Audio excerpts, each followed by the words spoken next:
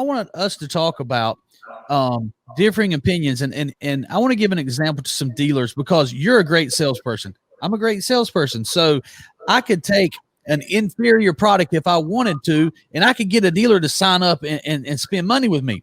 But we don't do that.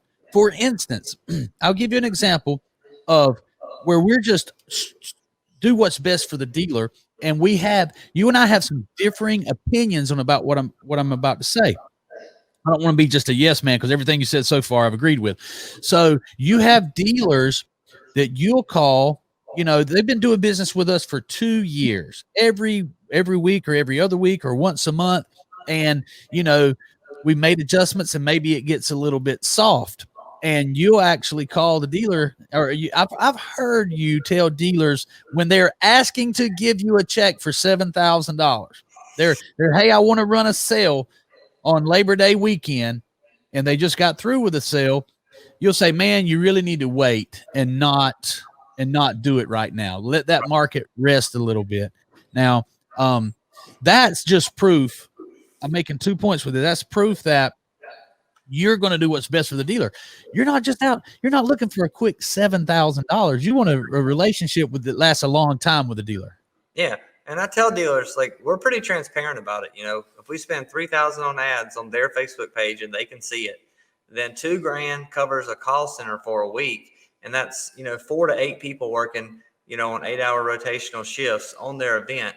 If they just pay $10 an hour, that would be $3,200 in labor just for the hours that we bill there. And then we estimate $2,000 in profit, and that's less than the average amount they make on one car deal. So so we're not out there just trying to make a lot of money off people. That's why when they call and they're like, hey, I want to do this now, I'll tell them, hey, I understand, but I recommend against it because your market's soft, you're running way too much, it's not special anymore. And if you're okay with that and you just want to continue because you like the fact that we get you a lot of appointments and you're okay with it, that's fine. But just know eventually, if you keep doing it, you're going to call me and tell me you had a bad week. But it's because, we just hammered the market. So yeah, we'll turn money down a lot of times because we like to keep people on a rotation that makes sense for their store. And a lot of I know a lot of our customers on my side, they'll call and they'll say, hey, I'm just going to give you this much money for the month, and you just run it when you think it makes sense because they trust us now that we're going to do the best thing for them.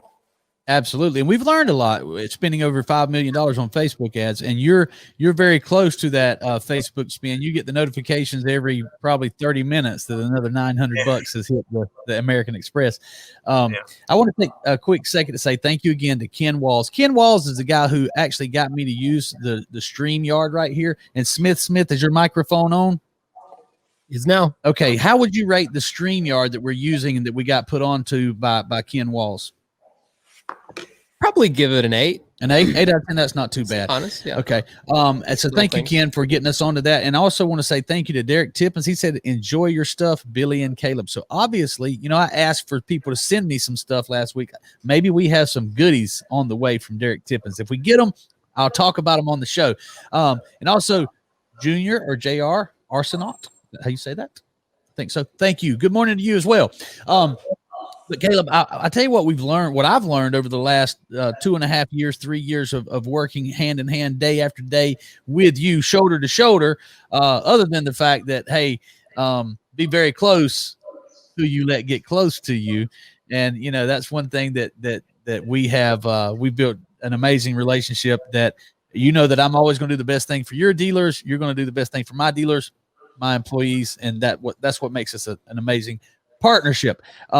But I've learned that markets really do differ. I've always said, 5 years ago, I would say all markets are the same. I can go into any market and I can get these results. Well, we did. This will work in any market. Some markets are better than others. For instance, I have a dealer in Northern Alabama who runs a buyback event 52 weeks out of the year, and he is happy, and it's a good event every single week. It's a great event. We keep breaking records. Now, the last couple of weeks, I'm being fully transparent.